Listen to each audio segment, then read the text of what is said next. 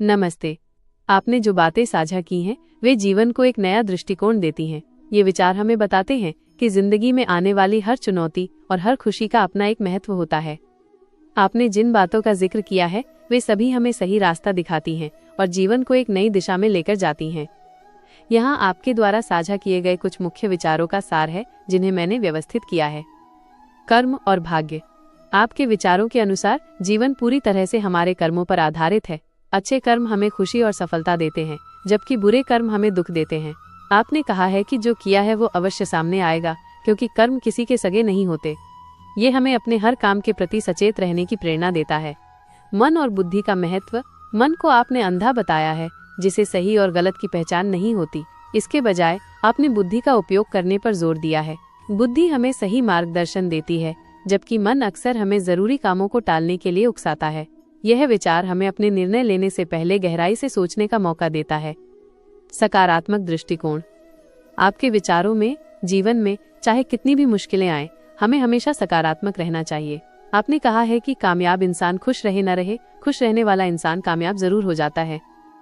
यह हमें सिखाता है कि सफलता के लिए खुश रहना सबसे महत्वपूर्ण है। रिश्तों और संबंधों की पहचान। आपने कुछ ऐसे लोगों का जिक्र किया है जो मुखौटा पहनकर रहते हैं। आपने कहा है कि जो लोग मुंह पर सच बोल देते हैं और गुस्सा कर लेते हैं, वे उन लोगों से बेहतर हैं जो पीठ पीछे बुराई करते हैं। यह हमें सच्चे और झूठे रिश्तों की पहचान करने में मदद करता है। चुनौतियों को स्वीकार करना। जीवन में आने वाली कठिनाइयों को आपने एक वरदान की तरह बताया है। आपके अनुसार अकेलापन है तो उसे एक वरदान समझो, क्योंकि परमात्मा ने तुम्हें खुद में सुधार लाने का थोड़ा अधिक समय दे दिया है। यह हमें सिखाता है कि हर मुश्किल समय हमें कुछ नया सिखाता है और हमें मजबूत बनाता है। दो भेड़ियों की कहानी। ये कहानी सबसे ज्यादा प्रभावशाली है। आपने बताया कि हमारे भीतर दो भेड़िए हैं, -1 सकारात्मक और दूसरा नकारात्मक। जिस भेड़िए को हम खाना देते हैं वही जीतता है। ये हमें बताता है कि हमारे विचार ही हमारे व्यक्तित्व को बनाते हैं।